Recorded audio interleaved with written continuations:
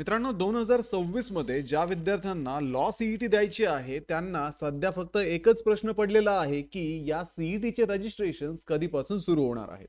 आता विद्यार्थी मित्रांनो, जर आपण मागच्या वर्षांचा पॅटर्न जर पाहिला त्यावरनं आपण ठरवू शकतो की सीईटीचे फॉर्म साधारणतः कुठल्या तारखेपासून किंवा जानेवारीच्या कुठल्या आठवड्यामध्ये सुरू होणं शक्य आहे. तसेच विद्यार्थी मित्रांनो, यावर्षी सीईटीने नवीन नोटिफिकेशन काढलं आहे ज्याच्यामध्ये विद्यार्थ्यांना काही नवीन डॉक्युमेंट्स इथे रिक्वायर्ड आहेत.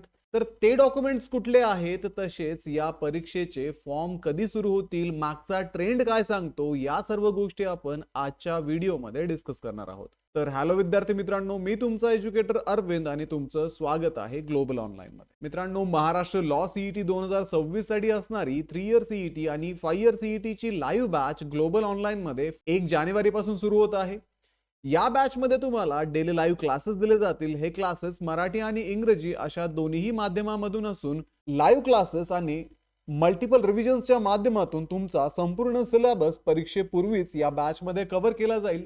त्यासोबतच विद्यार्थी मित्रांनो, संपूर्ण अभ्यासक्रमाच्या अपडेटेड नोट्स, 50 पेक्षा अधिक मॉक टेस्ट आणि 2000 पेक्षा अधिक एमसीक्यू सुद्धा तुम्हाला या बॅच मध्ये दिले जातील. बॅचला जॉईन करण्यासाठी स्क्रीनवरती दिलेल्या नंबरवरती तुम्ही आत्ताच व्हॉट्सअप करा किंवा प्ले स्टोअर वरती जाऊन तिथेही ग्लोबल ऑनलाईन ऍप मध्ये तुम्ही हा कोर्स सर्च करून जॉईन करू शकता.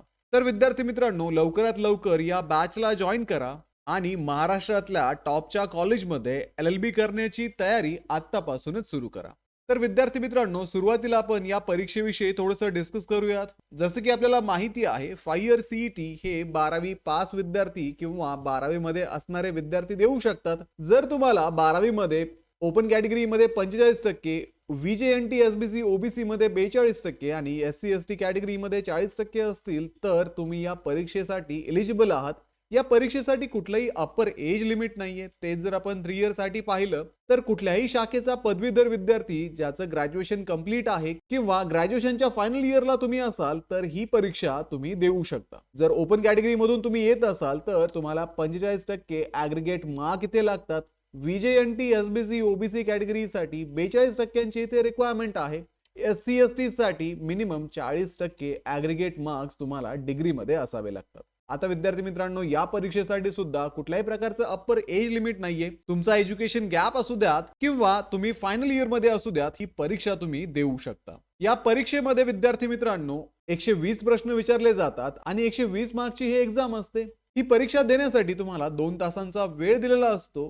प्रत्येक प्रश्नाला 1 मार्क असून मराठी आणि इंग्रजी अशा दोन्ही माध्यमातून तुम्ही ही परीक्षा देऊ शकता आणि ही परीक्षा जी असणार आहे ती ऑनलाईन पद्धतीची असणार आहे. आता जर या परीक्षेचा आपण सिलेबस पाहिला तर लीगल ऍप्टिट्यूड आणि लीगल रिझनिंग मधून 3 इयर सीईटी साठी 24 प्रश्न विचारतात, 5 इयर सीईटी साठी 32 प्रश्न विचारतात. जनरल नॉलेज साठी 3 इयर सीईटी मध्ये 32 तर 5 इयर सीईटी मध्ये 24 प्रश्न विचारले जातात. लॉजिकल अँड अनालिटिकल रिझनिंग मधून 3 इयर सीईटी मध्ये 24, 5 इयर सीईटी मध्ये 32 प्रश्न विचारतात. इंग्लिश लँग्वेज 3 इयर सीईटी ला 40 तर 5 इयर सीईटी ला 24 प्रश्न येतात. बेसिक मॅथमॅटिक्स हे 3 इयर सीईटी साठी नाहीये, पण 5 इयर सीईटी मध्ये 8 प्रश्न तुम्हाला बेसिक मॅथमॅटिक्स मधून विचारले जातात.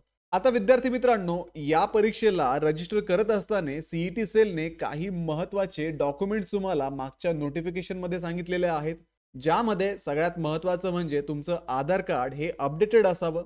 त्यानंतर तुम्ही जो फॉर्म भरताय त्या फॉर्म वरती असलेलं नाव आणि आधार कार्डचं नाव हे मॅच व्हायला हवं.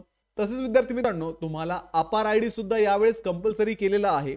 तर हा अपार आयडी कसा काढायचा यासाठी मी एक डिटेल व्हिडिओ बनवलेला आहे, तर त्याची लिंक मी तुम्हाला डिस्क्रिप्शन मध्ये देत आहे. त्या स्टेप्स फॉलो करून तुम्ही तुमचा अपार आयडी काढू शकता. त्यानंतर जे विद्यार्थी डिसॅबिलिटी कॅटेगरी मधून येतात त्यांना UDID ची गरज आहे. तसेच प्रत्येक विद्यार्थ्याला आपल्या फोटोची स्कॅन कॉपी लागते, सिग्नेचरची स्कॅन कॉपी लागते आणि जर ऍप्लिकेबल असेल तर कास्ट सर्टिफिकेटची पण गरज पडते.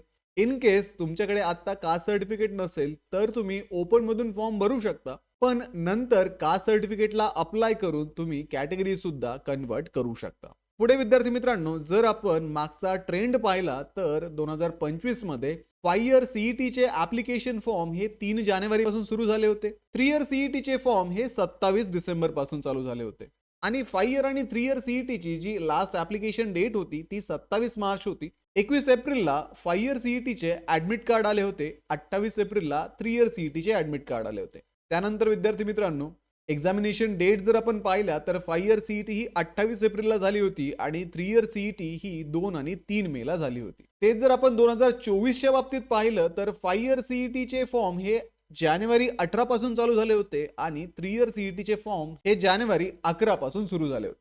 तसेच 5 इयर सीईटीला अप्लाय करण्याची लास्ट डेट ही 18 फेब्रुवारी होती. 3 इयर सीईटी साठी 31 जानेवारी ही लास्ट डेट ठेवण्यात आली होती. 5 इयर सीईटीची एक्झाम ही 3 मेला झाली होती आणि 3 इयर सीईटीची एक्झाम ही 12 आणि 13 मार्चला 2024 मध्ये झाली होती. आता विद्यार्थी मित्रांनो, हेच जर आपण या वर्षीसाठी पाहिलं तर जसं की आपल्याला माहिती आहे, परीक्षेच्या डेट ऑलरेडी नोव्हेंबर मध्ये अनाउन्स केलेल्या आहेत. रजिस्ट्रेशन हे साधारणतः आपण जसं पाहिलंय 24 आणि 25 मध्ये जानेवारी मध्ये सुरू झालं होतं. आता विद्यार्थी मित्रांनो, जानेवारी महिना सुरू होतोय म्हणजेच आपले ऍप्लिकेशन फॉर्म सुद्धा आता लवकरच सुरू होतील. एकतर विद्यार्थी मित्रांनो, सीईटी सेलने अपार आयडी कंपल्सरी केलेला आहे. त्यामुळे तुम्हाला अपार आयडी काढण्यासाठी मे बी वेळ दिला जात असेल. सोबतच तुमचं आधार कार्ड अपडेट करण्यासाठी सांगितलेलं आहे. त्यासाठी सुद्धा विद्यार्थ्यांना वेळ मिळावा म्हणून सीईटी सेलचे फॉर्म जे आहेत ते मे बी 1 आठवडा उशिराने किंवा याच आठवड्यामध्ये सुरू होण्याचे जास्तीत जास्त चान्सेस आहेत. कारण विद्यार्थी मित्रांनो, पुढे तुम्हाला 8 मेला 5 इयरची एक्झाम द्यायची आहे आणि 1 आणि 2 एप्रिलला 3 इयरची एक्झाम द्यायची आहे आणि त्यापुढे सीईटी सेलला तुमचा रिझल्ट सुद्धा डिक्लेअर करावा लागतो आणि तुमचे कॅप राऊंड सुद्धा सुरू करावे लागतात. त्यासाठी विद्यार्थी मित्रांनो, चॅनलला सबस्क्राईब करून ठेवा, कारण सीईटीचे रेग्युलर अपडेट या चॅनलवरती येत असतात. सोबतच विद्यार्थी मित्रांनो, आमची जी बॅच 1 जानेवारी पासून सुरू होत आहे, तर त्या बॅचला जॉईन करा आणि सीईटीचं प्रिपरेशन सुद्धा आत्तापासूनच सुरू करा. सोबतच विद्यार्थी मित्रांनो, या सीईटीचं प्रिपरेशन करत असताना आपल्याकडे कंप्लीट सिलेबस असणारं एक बुक हवं. त्यानंतर त्यामध्ये इझी लँग्वेजमध्ये चॅप्टर वाईज एक्सप्लेनेशन हवं. टॉपिक वाईज प्रॅक्टिस क्वेश्चन तिथे असावेत. प्रिव्हियस इयरचे ऍक्च्युअल PYQ आणि मॉडेल टेस्ट सुद्धा त्यामध्ये असतील, तर तुमचं प्रिपरेशन हे इझिली होण्यासाठी मदत होते. तर या सगळ्या गोष्टी इन्क्लूड केलेलं महाराष्ट्र लॉ सीईटीचं ग्लोबल ऑनलाईन पब्लिकेशनचं बुक Amazon वरती आणि तुमच्या जवळच्या बुक स्टोअर मध्ये आता अवेलेबल झालेलं आहे. तर डिस्क्रिप्शन मध्ये तुम्हाला लिंक दिलेली आहे. त्या लिंक वरती जाऊन आजच हे बुक ऑर्डर करा आणि सीईटीचं प्रिपरेशन अगदी आजपासूनच सुरू करा. तर व्हिडिओला लाईक करा, तुमच्या मित्रांना हा व्हिडिओ शेअर करा. ग्लोबल ऑनलाईनला आत्ताच सबस्क्राईब करा. भेटूया पुढच्या व्हिडिओमध्ये. तोपर्यंत एक्झामचं प्रिपरेशन सुरूच ठेवा. थँक्यू.